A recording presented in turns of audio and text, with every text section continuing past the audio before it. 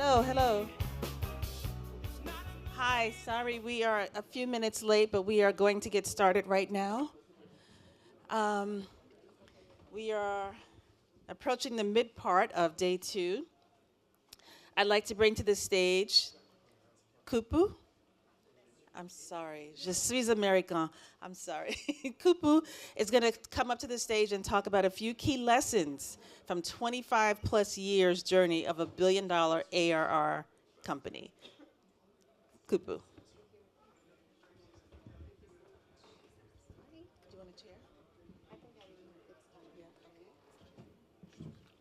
So, hello everybody. The advantage and disadvantage of having a lesser crowd is I'm looking at each of you, just like you're looking at me on stage. So, in the next few minutes, I hope I can be. Is this on? Check. Okay. Um, okay. So, I hope I can be useful to you all, and I'm going to share a few key lessons from Zoho, the software as a service company that I represent today. And I'm from India. The company is headquartered in India, and this is our first time in Paris in B2B Rocks. And let's get started. So thank you so much for taking the time, for coming. I don't believe in putting the thank yous in the last. So all of our time is precious, and I hope I can give you something useful to take back to. And especially when we talk about startups, Zoho was called a startup for the longest time, and we have reached a milestone of about 20,000 employees from across the world, and we have touched about 100 million users, and we are present in over 100 countries right now. But the story did not start with this. So I wanted to share a few important key lessons as someone who has been part of Zoho's journey for the past 15 years in its most important stage of growth, where we kind of exponentially grew from 1,500 people when I joined back in 2010-11 to where we are right now, keeping in mind how COVID, the pandemic, impacted us all and was kind of a leveler. Especially working with startups, I take care of the Zoho for Startups program back home, and I hope I'm not standing between the slide and you. Yeah. Some of the key things that keep coming up in conversations seem to be two sides of the same coin. There are people who are dishing out advice, and it's so important to put things in context based on who you are, what you're doing, what kind of disruption or innovation you're bringing into the picture, how big your company is, and the timeliness of the startup that comes into existence. So there are people who say, oh, don't go for funding, remain bootstrapped. There are people who say the smartest way is to get your Series A and Series B out there. And then there are people who say, okay, start your story with a slide that has numbers, your projections, and what kind of impact you're going to create in the next 2 quarters. There are people who say, show your vulnerability, share your story, show your human side. There are people who say, okay, show your emotionally intelligent side. There are people who say, start with statistics. So how important it is to put all of this in context and make things work for you. You know, even the sweetest of dish that we bake sometimes needs that pinch of salt to have the right taste. Likewise, put that pinch of salt called the context to your story, and we'll see how I can bring some meaning to it. Today, when we are trusted by 100 million users from across the world, it puts a lot of spotlight, it puts a lot of responsibility to sustain this name, this fame that we have got, this trust that we have earned from the existing customers. So I'll share with you in my 15 glorious years in Zoho what lessons I learned, and as speakers, I think it gives us great validation and usefulness. If you could take time to share some of what you could relate the most from my talk if you're going to post on social media, and you can use some of these hashtags as well. To begin with, when I joined Zoho back in 2011, we were a rather small company, 1,500 people, headquartered back in Chennai, in the southern part of India. And what struck me the most when I joined the organization was even at that level of busyness, all the top leadership in the organization took out the time. They kind of created a flat hierarchy within the organization, and we dog feed our own apps, which means to communicate and collaborate, to share ideas, to talk about the next big marketing campaign that we are going to launch across the world. We started using our own apps. So from that, when we grow to 150 countries with 55 plus and growing applications along the length and breadth of the software world, how do we do it all? What is the most important thing that we talk about day in and day out from the top leadership is the vision and the mission statement. So as cliche as it sounds, it's very important to show up in the software world. Keep doing what you do every day, some of the monotonous work.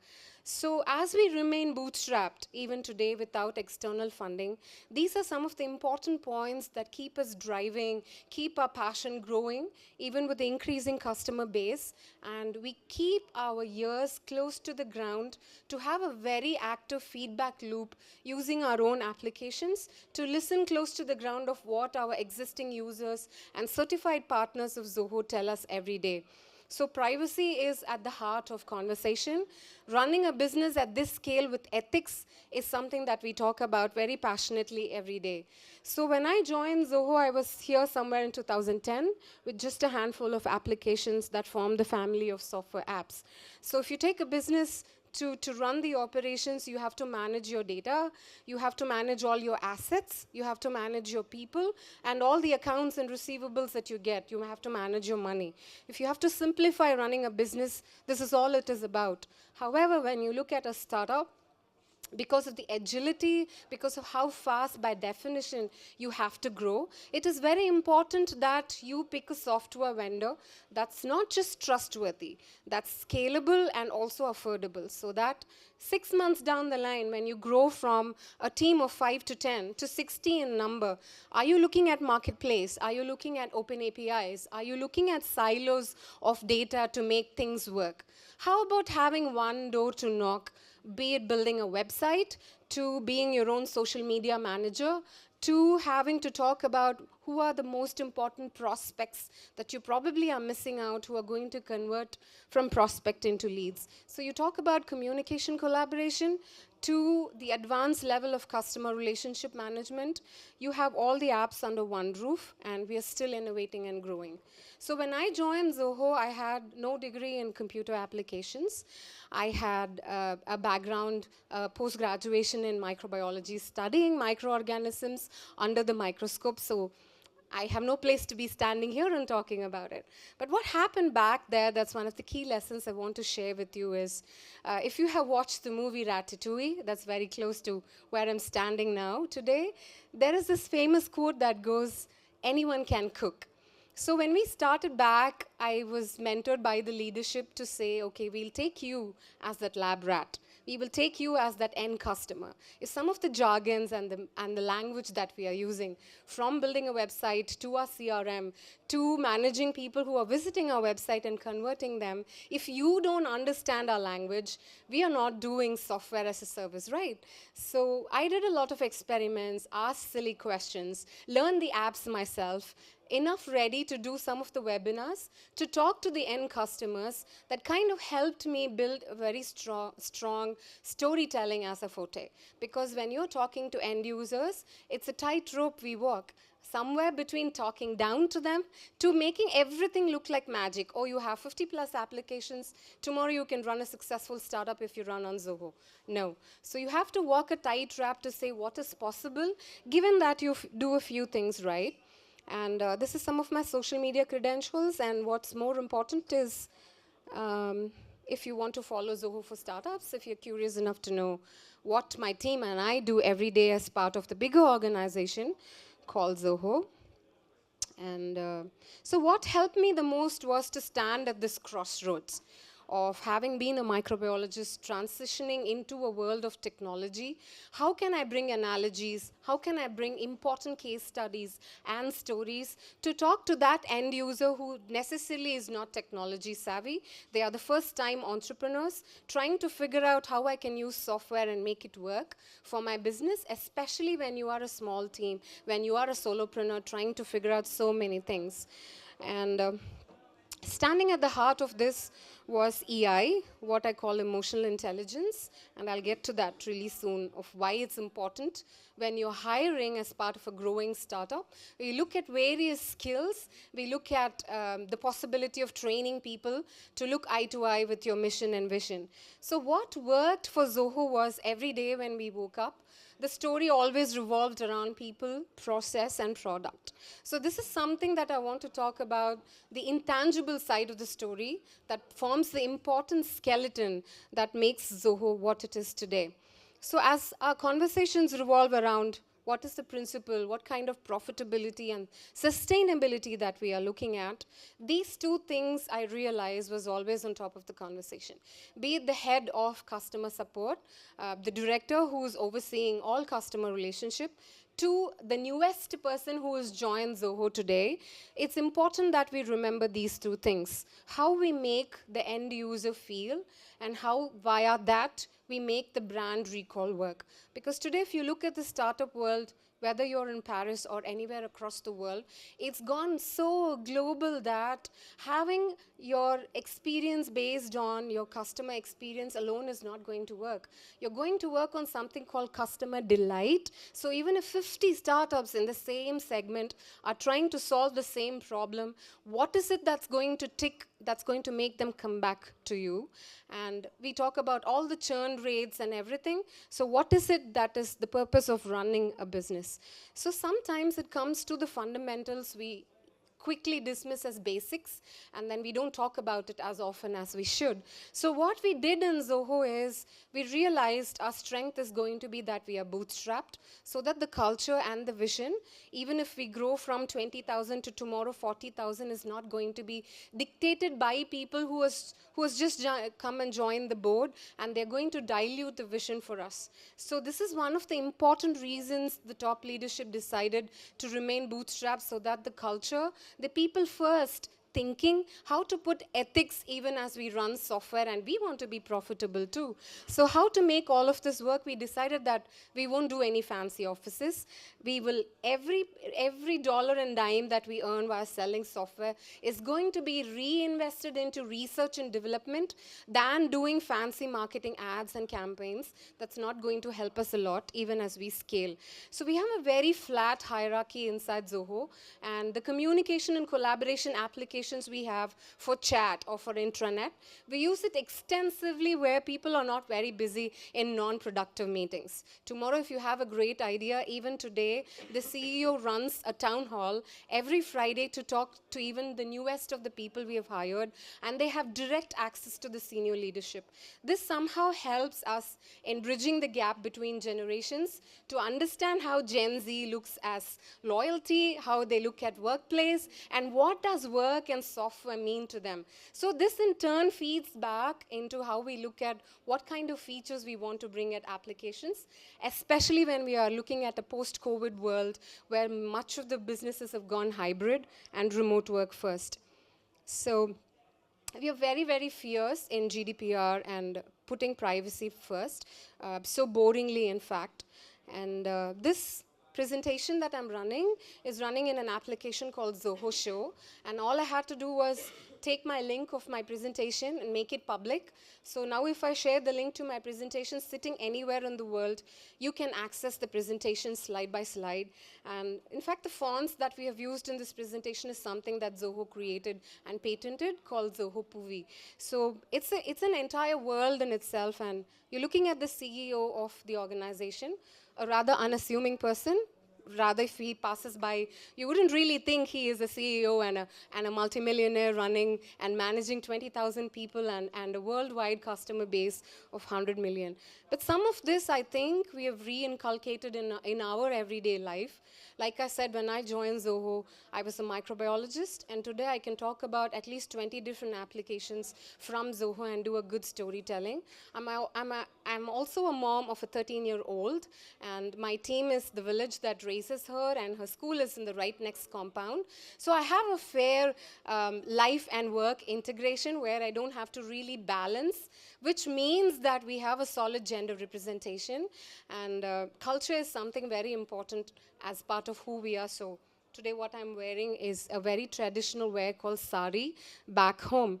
So this really helps in escaping the agenda of having to show fancy offices, having to impress VCs because you have to work in a certain way in a certain place called Silicon Valley. So we have escaped and broke all these norms and rules in the software world.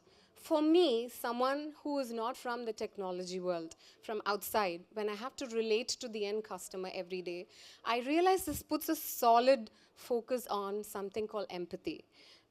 That is the key point when we talk about customer delight, how we want to make them feel, even if we don't have an answer to their business requirements every day. And at the heart of it lies emotional intelligence. Many of us today, even when we hire, we are rather looking at the certificates and the other qualifications that will help them be productive from day one, especially when you have to grow as a startup.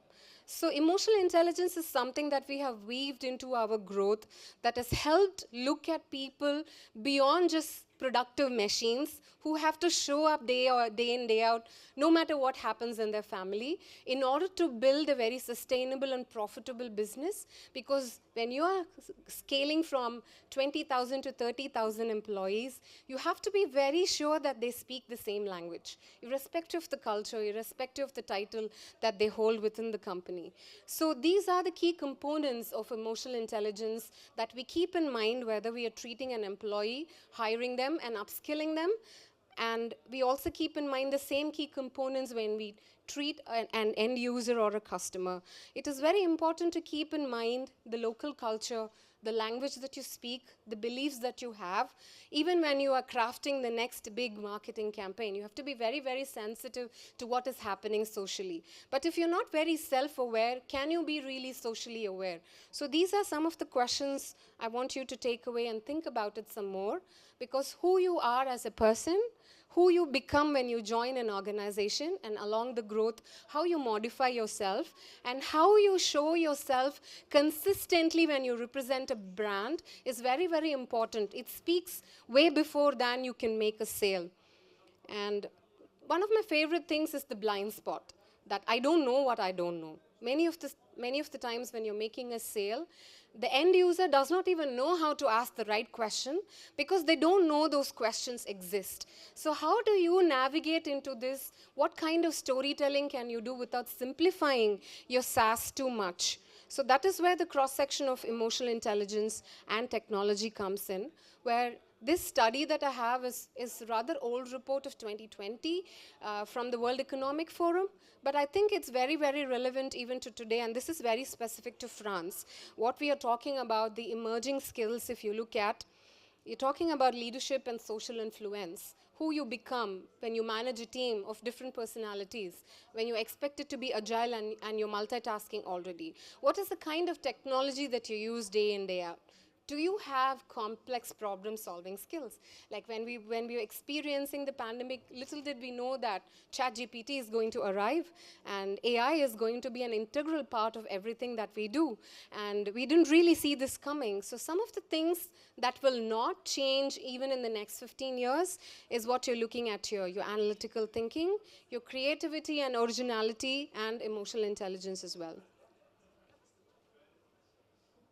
So these are some of the jobs that they say have become redundant, especially with respect to France. And then keeping in mind the emerging skills, here are some of the emerging things that would keep the job, the employment going on. So I'll share some of this with the organizers to be redistributed, and you can access the report to see how, as an ecosystem, as a holistic approach, we all can use our business, our power and privilege to make this story a little more wholesome.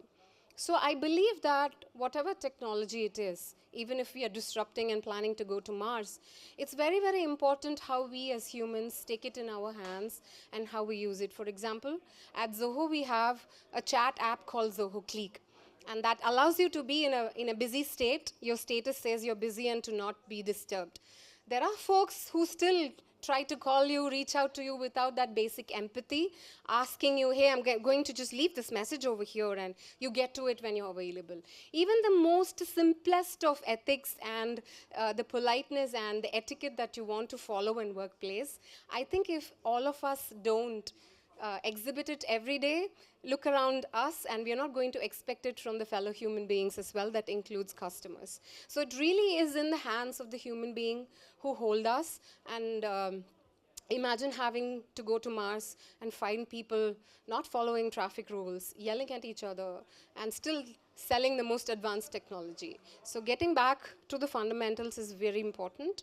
And these are the three characteristics that primarily Zoho thrives on. So we believe in cultural continuity, which means we want to believe that people have to be rooted in who they are, where they come from, and take technology in their hands in order to make continuous improvement work. So what we did post-pandemic is, because we are a cloud company and we want to make this work, we took technology in our hands and we put business continuity on the forehand and at the forefront, and like 20,000 of us moved remote first over a period of 3 days with all the paperwork in hand. So today what we do is we make sure that the villages and the ancestral homes are not evacuated because people are moving to larger cities in search of better jobs. So we try to put people back connected to their homes and villages where technology can really fundamentally be useful to the people in grassroots levels around us.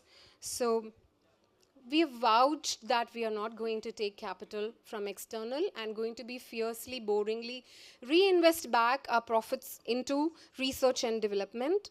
And these are the things that I've already, it's redundant now, I'm not going to repeat it.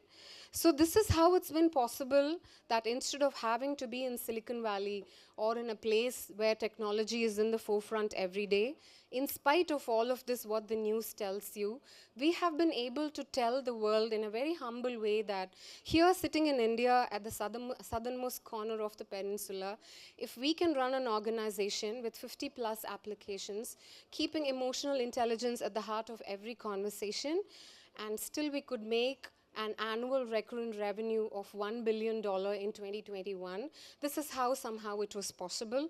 And each of us in Zoho, the newest of the folks who joined today, we try to imbibe all of these in them so we speak the same language.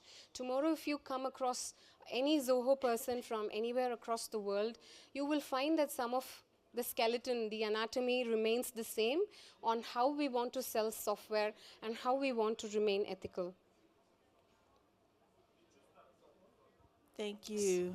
Can you give me just one more minute? I'm going to the last slide. Okay. Yeah, sorry.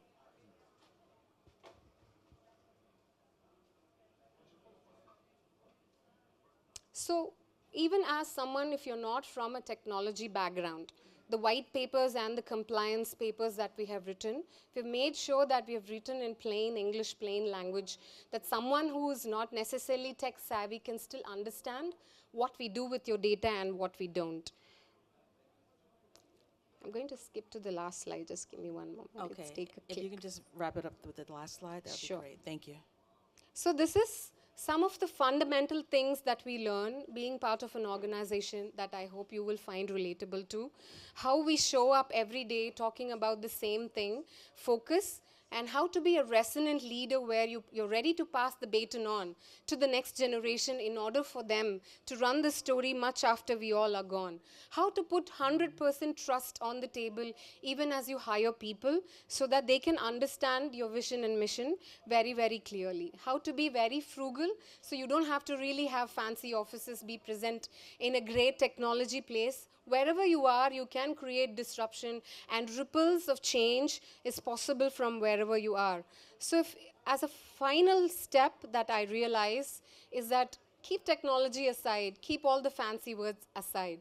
Every time you bring in an innovation, every time you're trying to disrupt something, it shouldn't feel like someone is pulling the carpet from under our leg.